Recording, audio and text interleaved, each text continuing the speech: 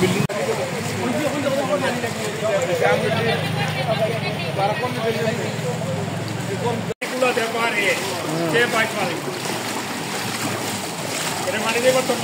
দুর্যোগ ব্যবস্থাপনা কমিটির যে সভা আমরা জরুরি সভা করেছিলাম এবং সেখানে 516টি সকল উপজেলা পৌরসভা মিলে মোট 516টি বন্যা আশ্রয় কেন্দ্রের তালিকা প্রস্তুত করেছিলাম।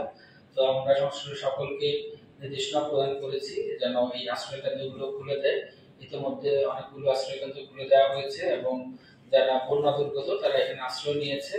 আমাদের কাছে যে ত্রাণ সামগ্রী রয়েছে, জিআর চাল, জিআর গ্যাস, শুকনো খাবার, এগুলো আমরা বিতরণ করছি এবং অতিরিক্ত চাহিদার জন্য আমরা মন্ত্রণালয়ে পত্র প্রেরণ করেছি। তো আমরা আশা করছি যে সকলের সম্মিলিত প্রচেষ্টায় আমরা এই বন্যা মোকাবেলা করতে পারব।